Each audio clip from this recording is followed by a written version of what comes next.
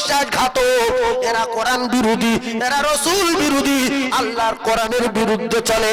এদের সঙ্গে যদি আপনার ছেলে মেয়েগুলো চলে, আবু জেহেলের মতো জাহান্নামের টিকিটটা ধরিয়ে দেবে।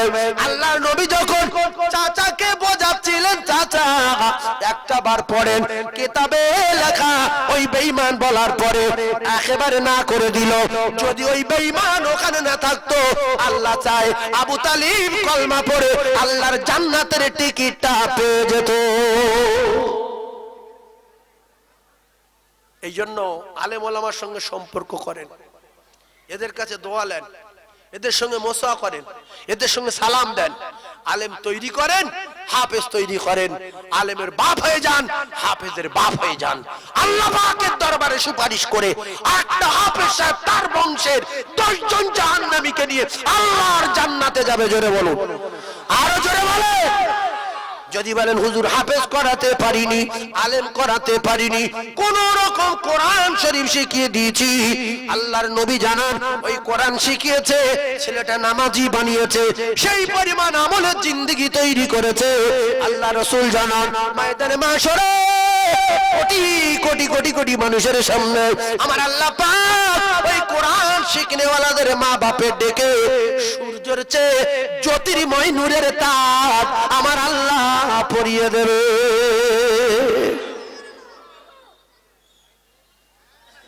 মাধ্যমিক পাশ করালো ছেলেটা, এখনো পর্যন্ত দাঁড়িয়ে পেশাব করছে। ওই মাধ্যমিকের সাথে সাথে যদি একটুখানি আরবি শিক্ষাটা দিতেন, কোরআন শরীফটা যদি জানতো, কলিজার টুকরা ভাইয়েরা বোঝার চেষ্টা করুন, সারা জিন্দেগি সম্মানের সঙ্গে বাঁচত। অনেক মাধ্যমিক পাশ ছেলে মসজিদে নামাজ পড়তে যায়, ইমাম সাহেব তাকবীর দিতে বললে আমি পারবো না। নামাজ পড়া, ও বাবা নামাজ পড়াতে পারি আমি, কিন্তু 2 বছর মাদ্রাসায় পড়ে সে 400 মানুষের নামাজ পড়াচ্ছে। আছে না নাই? জোরে বলেন। আজ না হয় কাল আপনারা ধনী হয়ে যাবেন। আগে চালতা বেড়ের কি অবস্থা ছিল, এত ভাঙা ইটের রাস্তা, ভ্যান তো চলতো না। আর এই পুকুরে ইট চলে গেছে, ওর পুকুরে ইট চলে গেছে, কোথাও কোথাও সরু, কেউ স্লিপ খেয়ে পড়ে কোমর ভেঙে যাচ্ছে। এখন আমি এসে দেখছি সব ঢালাই হয়ে গেছে, 4 চাকা চলছে। আগে মাটির বাড়ি, কুঁড়ে বাড়ি, তিরপল ঘেরা, টালি দেওয়া, খড়। এখন দেখা যাচ্ছে সব 2 তালা, 3 তালা, 1 তালা, প্যারিস পুট্টি। এই ধনী হয়ে যাওয়ার পরে আল্লাহ চাই একদিন না একদিন আপনি হজ পাকে যাবেন। এরকম ঘটনা ঘটে না? এখন হজে গিয়ে সবাই কোরআন শরীফ পড়ছে, এ চুপ করে বসে আছে। একজন হাজী সাহেব বলছে, হাজী সব জায়গায় কোরআন শরীফ, মক্কায় যেরকম মদিনায় সেরকম, ওই নামাজিদের সামনে থাকে। তো বলছে পড়েন, সবাই পড়ছে, আপনি পড়েন। এই জমিদারের বাচ্চা কি বলছে যে আমি বিরাট মুখ্য লোক, আমি কোরআন শরীফ জানি না। আল্লাহ রাসূল বলছে যারা মদিনায় এসে কোরআন পড়ে, আমার রওজার কাছে আমি রাসূলুল্লাহ কথা দিলাম, তার কোরআনের আওয়াজ আমি রাসূলুল্লাহ মদিনার কবরে শুয়ে শুয়ে শুনতে পাই। জোরে বলুন, আরো জোরে বলুন।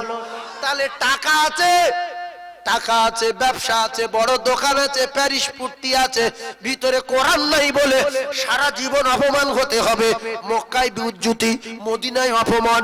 এরপরে বাড়ি ফিরে আসলো হাজী সাহেব, গোরঘাট পর্যন্ত জামা, মাথায় কালো বেড়ি, সাদা রমাল। এলাকার লোক ধরেছে, বাবু এশার নামাজটা পড়াতে হবে। মুখ্য বলছে আমার দ্বারা হবে না। এই কোরআন শরীফ শেখার জন্য ক টাকা লাগে? খুব বেশি থেকে বেশি খরচ হলে 10টা টাকা লাগবে। এখন একটু দাম বেড়ে গেছে, 15 টাকা দিলে একটা নুরানি কায়দা পাওয়া যাবে, পাইকারি নিলে 10 টাকায় পাওয়া যাবে। এখন নুরানি কায়দাটা নিয়ে যদি 1 থেকে 2 মাস একটু ওস্তাদের কাছে মেহনত করেন, তাহলে আপনি কোরআন শিখে গেলেন। কোথাও দেখা গেল ইমাম নাই, আপনি নামাজের কাতারে দাঁড়িয়ে গেলেন, ইমামতি করতে পারবেন। ও কলিজার টুকরারা, কোরআন শরীফ যখন শিখে যাবেন, মুফতি আমিনউদ্দিন সাহেবের হুজুরের লাগবে না। আর এই আপনার ঈদগার ময়দানের মাদ্রাসার কোন ওস্তাদের লাগবে না।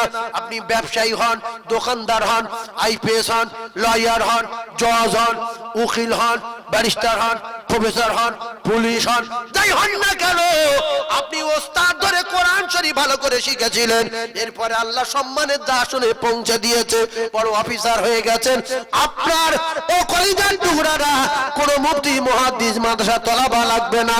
রাসূলুল্লাহ জানান ওই মাস্টার, ওই ডাক্তার, ওই ব্যবসায়ী তার মা বাপের জানাজার ইমামতি করবে। জোরে বলুন।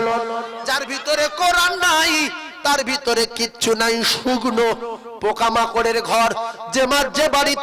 যে বাড়িতে মানুষ বসবাস করে না, বিরান বাড়ি, সাপ থাকে, ব্যাঙ থাকে, ইঁদুর, ছুঁচো, গাছপালা, জঙ্গল, হনুমান, বাঁদর, কাঠবিড়ালি সব ওর ভিতরে ভরা। যার ভিতরে কোরআন নাই, ওর ভিতরে মদ, তাড়ি, সুদ, জেনা, হাঁড়ি, নারী সব দ্বারাই সম্ভব। তাই বিয়ে পাশ করেছে, দাঁড়িয়ে পেশাব করেছে, নামাজ আজু পড়ে না, এমন লোক আসে না নাই। কিন্তু একটা মাওলানা দেখতে পাবেন না রাস্তায় মদ খায়, একটা মুফতি সাহেব দেখতে পাবেন না রাস্তায় বসে গাঁজা খায়, একটা মুফতি সাহেব দেখতে পাবেন না রাস্তায় লরি ছিনতাই করে, একটা হাফেজ সাহেব দেখতে পাবেন না রাস্তায় দাঁড়িয়ে দাঁড়িয়ে মদ খায়, একটা মাওলানা দেখতে পাবেন না রাস্তায় দাঁড়িয়ে দাঁড়িয়ে পেশাব করে এবং পেশাব করে পানি লায় না। এদের বাধা দেয় ইলম, বাধা দেয় জ্যোতি, বাধা দেয় আল্লাহ পাকের কোরআনের গতি।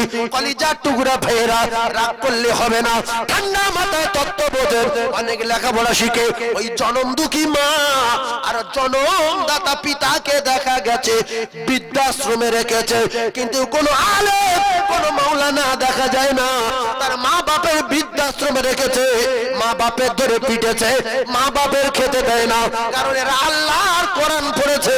আল্লাহর কোরআনে বলা আছে আল্লাহর হুকুমের পরে পরে, আল্লাহর ইবাদতের পরে পরে খিদমত করবে মা বাপের। মা বাপের খিদমত করা আল্লাহর হুকুম ফরজ। মা বাপের খিদমত করা কি? চিল্লে বলেন ফরজ। হুকুম মানা ফরজ না। যদি মা বাপ বলে কোরআন মানা যাবে না, নবী মানা যাবে না, আল্লাহ মানা যাবে না, তখন মা বাপকে বোঝাতে হবে আর নিজেই কোরআন আর আল্লাহর হুকুমের দিকে এগিয়ে আসতে হবে। যদি হুকুম মানা ফরজ থাকতো, আবু হুরায়রা ঈমানের কলমা পড়তে পারতো না। হযরত আবু হুরায়রা রাদিয়াল্লাহু তাআলা আনহু ঈমানের কলমা পড়ার পরে মায়ের কাছে গেলে মা থাপ্পড় দিল, কিতাবে লেখা মারকে রাসূলুল্লাহর কাছে আসলো। আল্লাহ নবী বললেন, আবু হুরায়রা তোমার মা তোমার মেরেছে, এজন্য আমি কিছু বলতে পারবো না, কারণ তুমি জান্নাতে যাওয়ার আশায় কলেমা পড়েছো, ওই জান্নাত হলো তোমার মা বাপ, আর তোমার মায়ের কদমের তলায় আমার আল্লাহর দয়ার জান্নাত। আল্লাহর নবীর সাহাবী বললেন, ইয়া রাসূলুল্লাহ, তাহলে আপনি একটু আমার মায়ের জন্য দোয়া করো, যাতে করে আমার মা আমার মতো আপনার কাছে ঈমানি কলমা পড়ে লাই, আপনাকে চিনে লাই। কিতাবে লেখা আল্লাহ নবী দোয়া চাইলেন। আবু হুরায়রা বাড়ি যাওয়ার আগে দেখতে পায় আল্লাহ রাসূলের দোয়া আবু হুরায়রার মায়ের জন্য বাড়িতে পৌঁছে গেছে। ও কলিজার টুকরা যুবকেরা, তাই যতদিন আল্লাহ দুনিয়ায় বাঁচবেন, মা বাপ যদি বেঁচে থাকে জীবনে কষ্ট দেওয়া যাবে না, জীবনে বিউচ্যুতি করা যাবে না। মা যদি বলে আল্লাহ নাই, মা যদি বলে নবী নাই, মা যদি বলে কোরআন মানি না, মা যদি বলে আল্লাহ মানি না, বাপ যদি বলে আমি কারুর মানি না, আসমান আপনি আপনি হয়েছে, জমিন আপনি আপনি হয়েছে, আল্লাহ আমার তৈরি করেনি, আমার বাপে জন্ম দিয়েছে, তথাপি ওই মা বাপের হ্রাস করা যাবে না, মারা তো দূরের কথা। আমার আল্লাহ পাক জানিয়ে দিলেন নরম ভাষায় মিষ্টি কথায়, ঠান্ডা মেজাজে তোমার মা বাপকে বোঝাবে। যদি তোমার বাবা না বোঝে, বিচার করব আমি আল্লাহ। কথা বুঝিয়ে আসলো? যদি মা বাপ অন্যায় করার পরে মা বাপকে হ্রাস করা যেত, রাসূলুল্লাহ নিজের চাচাকে অন্তত এক হাত গাছ চচ্চাপড় দিত। নিজের চাচার কোনদিন বলেছে যে আমার আব্বা নেই, মা নেই, দাদু নেই, আপনি যদি কলেমা না পড়েন নাম ফেটি দেবো এক কথা পড়ে, জান্নাতে যাব। যদি আপনার মা বাপ নামাজ না পড়ে, আপনার ভাই নামাজ না পড়ে, আপনার গ্রামের ভাই যদি নামাজ না পড়ে, নরম ভাষায় মিষ্টি কথায় তাদের বোঝাবেন, অতদিন যতদিন হায়াতের জিন্দেগিতে থাকবেন। আর যদি কোন বেনামাজিরও হ্রাস করেছেন, আপনার কথাই যদিও সরে যায় ইসলাম থেকে, দিন থেকে, তাহলে ও যতদিন পাপ করবে সব পাপ আপনার ঘাড়ে চাপবে। এই জন্য দুটোটা মুখ্য লোক আছে, বেনামাজির কাছে গিয়ে বলছে যে তুই নামাজ কালাম পড়ি না কেন? তো বলছে ভাই এখন সময় পাই না, পরে পড়বো। আর একজন পাশ থেকে বলছে দই বেঈমান, নামাজ জীবনে পড়া সেবেলা লোক, ওর বাপ ছিল গোমরা না। ও তখন বলবে এই মা খাকি দেয়নি, বলছে তুই যতদিন বেঁচে থাকবি আমি নামাজ পড়বো না। এই কথা ঠিক না বলবো? তাহলে আরো দোয়া করতে হবে, যে আব্বা খুব ভালো মানুষ ছিল, আর এ তো নামাজ পড়ে, শুক্রবার প্রায় যায়, মাঝে মাঝে এমনি 5 ওয়াক্ত মনে করছে যায়, মনে আল্লাহ ভালো করুক। ও তখন বলবে হ্যাঁ কাকা আমি যাবো, সত্যি কাকা নামাজ পড়া দরকার। তাহলে ও মেনে নিল। একটা লোকের মুখে দাড়ি নেই, কোনো কারণে রাখতে পারিনি, আপনি গিয়ে বলছেন বাবু দাড়ি রাখো, রসুলের সুন্নত জিন্দা হবে, আল্লাহ রসুল খুশি হবে, 100 শহীদানের সওয়াব হবে, অনেক ফজিলত বলছেন। পাশ থেকে একজন বলছে এ তো ফাসেক, এর বাপ ছিল মুকুন্দ, তার ছেলে জন্ম মুকুন্দ, তুই এর সাথে কথা বলছিস? রাসূলুল্লাহ এই ধরনের কথা বলতে নিষেধ করেছে, হিকমতের সঙ্গে কথা বলতে বলেছে। কথা বুঝতে পারেননি? তাহলে একটা কথা শুনে রেখে দেবেন, যতদিন কোরআনের মহব্বত সিনায় রাখবেন, রাসূলের মহব্বত সিনায় রাখবেন, 5 ওয়াক্ত নামাজ পড়বেন, আল্লাহর কসম কিয়ামত হবে না। আর যদি বলেন যে এই পাকা বাড়ি ছেড়ে দিতে চাই, ফুটফুটে বিবিগুলো ছেড়ে দিতে চাই, বাচ্চাগুলোর অকাল মৃত্যু চাই, মসজিদ ছেড়ে দিতে হবে, মাদ্রাসা ছেড়ে দিতে হবে, ইচ্ছা মতো জেনাবা বিচারি করতে হবে, আর আমার আল্লাহ পাকের গজব নাজিল হবে, জমিনের তলার মাটিগুলো উপরে তুলে দেবে, উপরের মাটিগুলো সব নিচের ভিতর ঢুকিয়ে দেবে, ইজা সামাউন ফাতারাত, আল্লাহ পাক আসমান ভেঙে জমিনে ফেলে দেবে। বাপের নাম ভুলে যাও। আরো কিছুদিন বাঁচতে চান, আরো কিছুদিন দুনিয়ায় থাকতে চান, পশু যদি ধর্ম না করে, পশুর মালিক রেগে যায়। গাবি গরুর ধর্ম, বাচ্চা দিতে হবে, দুধ দিতে হবে, সে যদি বাচ্চার দুধ না দিয়ে সে বাজা হয়ে যায়, তাহলে গরুর মালিক কিন্তু গরুর উপরে রেগে যায়। তোর আমি আর জাপনা দেব না, তোর আমি আর ফ্যান দেব না, তোর আমি আর ঘাস দেব না, ছোলার ভুসি দেব না, গমের ভুসি দেব না, তোর খাওয়াচ্ছিলাম শুধু একটাই কারণ, ধর্ম করবি বলে। তোর ধর্ম হলো বাচ্চা দেওয়া আর দুধ দেওয়া। ও জ্ঞানী ভাইরা, আল্লাহ পাক আমাদের ভাত দেয়, তরকারি দেয়, রিজিক দেয়, আল্লাহ পাক আমাদের এই জন্য খাওয়া দেয়। ওমা খলাকতুল জিন্না ওয়াল ইনসা ইল্লা লিয়াবুদুন, শুধুমাত্র ধর্ম করার জন্য আল্লাহ পাক দায়িত্ব নিয়েছেন। ওমা মিন দাবাতিন ইল্লা মা মিন দাবাতিন ফিল আরদ ইল্লা আলাল্লাহি রিজকুহা। ও কলিজার টুকরারা, আমার আল্লাহ পাক আমাদের জন্য রিজিকের ব্যবস্থা করে দিয়েছেন, শুধু মানুষের জন্য না, তাম পৃথিবীর জমিনে যত আল্লাহর সৃষ্টি আছে সবার রিজিকের জিম্মা আমার আল্লাহ।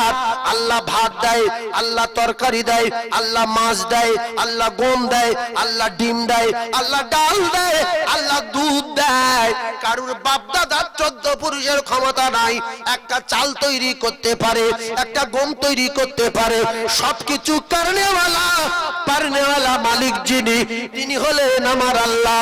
এই বাপের মাল বলে যখন ফাউ মাল বলে হদ্দ খাওয়া খাবো, আর ধর্ম যখন ছেড়ে দেব, তখন আমার আল্লাহ মালিক আমাদের উপরে রেগে যাবে। গরু যখন ধর্ম ফেল করেছে, গরুর মালিক রেগে গিয়ে কসাইর কাছে ফোন করেছে, হ্যালো। কসাই বলছে কি হয়েছে কাকা? বলছে আমার বাঁজা গরুটা বিক্রি হবে, চলে আয়। বলছে ক টাকা দাম? বলছে লক্ষ লক্ষ টাকার মাল খাইয়েছি ধর্ম করার জন্য, ধর্ম ফেল করেছে বাঁজা, তুই কি পারবি বল? কসাই এসে বলছে তা 30 লে। বলছে টাকা দিয়ে মাল তুলে লে। এইবারে টাকা দিয়ে মাল তুলে নিয়ে সঙ্গে সঙ্গে মুখোশে দড়ি ধরে পাছায় একটা চড় মেরে বলছে মাল ঠাসা রে বাবারে, কি জিনিস রে, চর্বি রিয়াজ ভর্তি রে। এইবারে গরু জীবনের প্রথম মার খেলো। মার খাওয়ার পরে এইবারে মালিকের ডাকছে হাম্মা। কার ডাকছে? মালিকের ডাকছে হাম্মা, মানে মারছে। কসাই বলছে কাকা যাবে না বলছে। তখন গরুর মালিক বলছে ফের মুখে মুকুর মার, ফের মার। কেন রেগে গেছে? বহুত দিন দেখেছে ধর্ম করার আশায় রাতের বেলা মশারি খাটিয়ে রেখেছিল, মশা বসতে দেয়নি। ও জ্ঞানী ভাইরা, কারুর গায়ে হাত দিতে দেয়নি, পায়খানা পরিষ্কার করেছে শুধু ধর্ম করব বলে। জানো আর যখন ধর্ম ফেল করেছে, মালিক কষার হাতে দিল। এইবারে গরু যত মালিকের ডাকতে, মালিক বলছে আর না। কষাই বাড়ি নিয়ে গেল, টুটির উপরে পা তুলে দিয়ে টুটি কেটে দিল, কান কাটলো, চোখ তুললো, গোশতগুলো পিস পিস করলো। মালিক কিছু বললো না। আল্লাহ বলে আমি তোদের তৈরি করেছি শুধুমাত্র দাসত্ব আর গোলামি করার জন্য। তোর বাপের চাল না, তোর বাপের মাছ না, তোর বাপ একটা মাছ তৈরি করতে পারে না, একটা চাল তৈরি করতে পারে না, একটা গম তৈরি করতে পারে না, এক ফোঁটা অক্সিজেন তৈরি করতে পারে না। আমি আল্লাহ পাক তোদের আরামের জন্য রাত দিয়েছি, চলাফেরার জন্য দিন দিয়েছি। সূর্যের ভাড়া লেইনি, রাতের ভাড়া লেইনি, অক্সিজেনের ভাড়া লেইনি। আমি আল্লাহ পাক সব ফিরিয়ে দিয়ে শুধু দিনে 5 বার করে ডাকি, চলে আয় চলে আয়। তোরা যদি আমার হদ্দ খাওয়া খাস আর আমার ডাকার পরে যদি আমার বাড়ি না যাস, তোরা শুনে রেখে দে, আমি আল্লাহ তোদের কোষার হাতে তুলে দেব। সেদিন বলবি আল্লাহ, আমি বলবো এইবারে কত সেল্লা বিসেল্লা, বহুদিন ধরে ডেকেছি মুকু, আমার বাড়ি আসিনি, বাপের মাল বলে খেয়েছিস। এজন্য আল্লাহ বলেছে বান্দা শুনে লে, ওয়ালা তাহিনু ওয়ালা তাহজানু ওয়া আনতুমুল আ'লাউনা ইন কুনতুম মুমিনিন। আল্লাহ বলছে তোদের কোনো চিন্তা নাই, তোদের কোনো ভয় নাই, হদ্দ খাওয়া খা। আরো তোরা কি খাবি আমার কাছে বল? পৃথিবীর কোন শক্তি, পৃথিবীর কোন তাকত তোদের ক্ষতি করতে পারবে না, অপমান করতে পারবে না। লাঞ্ছিত, বঞ্চিত, হেয় পদদলিত, ঘৃণিত কোনদিন তোরা হবি না। আমি আল্লাহ পাক তোদের মশারি খাটিয়ে রাখবো, তোদের গায়ে মোচা মাছি বসতে দেব না, যদি তোরা মুমিন হয়ে যাস। জোরে বলুন, আরো জোরে বলুন। ওই গরু যদি প্রত্যেক বছর বাচ্চা দিত আর 10 কেজি সকালে বিকালে 10 কেজি দুধ দিত, কসাই কি এসে ওই রকম চড় মারতে পারতো? এই জন্য আল্লাহ বলে যে কিছু মানুষ আছে এরা গরুর থেকে খারাপ, কিছু মানুষ আছে এরা গরুর থেকে খারাপ। উলাইকা কাল্লানআমি বাল হুম মাদাল ওয়াউলাইকুমুল গাফিল। সেজন্য আমি আপনাদের সকলের দুটো পায়ে ধরছি, আরো কিছুদিন থাকতে চান কি না অকাল মৃত্যু চান? থাকতে চান? মেনে নেন, কলেমা পড়লে কাফের থাকে, কোরআন পড়লে কাফের থাকে, আর নবীকে দেখলে কাফের থাকে। সাহাবী হতে পারে না? আল্লাহর কসম, ওয়াজ শোনার নাম ঈমান না, মৌলবি দেখার নাম ঈমান না, মাওলানা দেখার নাম ঈমান না। ঈমান হলো মেনে নেওয়ার নাম। মেনে নেব সবাই ইনশাআল্লাহ। জোরে বলে ইনশাআল্লাহ। এই পৃথিবীর সবচেয়ে শক্তিশালী লোকটার নাম কি? পৃথিবীর সবচেয়ে শক্তিশালী মানুষটার নাম কি? হযরত আলী কাররামাল্লাহু ওয়াজহাহু। 3 দিন খাওয়া হয়নি। কদিন খাওয়া হয়নি? 3 দিন খাওয়া হয়নি। ছিনতাই করেছিল? কোন দোকানে ডাকাতি করেছিল? আর এখনকার শক্তিশালী লোকে যদি একদিন খাওয়া না হয়, রাত্রি দোকানদার, এই আমার চিনিস? ও তুমি তো সেই অমুক গ্রামের ডাকাত, কি হয়ে দেওয়া, 1 বস্তা চাল আমার দে। বাবু আমি মাথায় করলে দিয়ে আসবো বাবু। রাত্রি লরি হচ্ছে, বন্ধনের টাকা নিচ্ছে, সুদের টাকা নিচ্ছে, একদিন খাওয়া হয়নি। শেরে খোদা আলী 3 দিন খাওয়া হয়নি। ইমাম হাসান হুসাইনের 3 দিন খাওয়া নাই। জান্নাতের রানী খাতুনে জান্নাত ফাতিমা 3 দিন খাওয়া না, সুদের টাকা নিলো। হযরত আলী কোন গাড়ি ঘোড়া আটকে ছিল, ধরেছিল? ধরিনি। ফাতিমা তো জোহরা বলছে, স্বামী আমার আব্বার একটা চাদর আমার দিয়েছিল, চাদরটা নিয়ে আপনি মদিনার বাজারে বিক্রি করেন, যা 4-5 টাকা 6 টাকা যা হয় এটা বিক্রি করে নিয়ে বাচ্চাদের জন্য খাবার আনবেন, আমিও খাবো, আপনি খাবেন, জানটা ঠান্ডা হবে। শেরেখত আলী চাদর বিক্রি করলেন, কিতাবে লেখা 6 টাকা।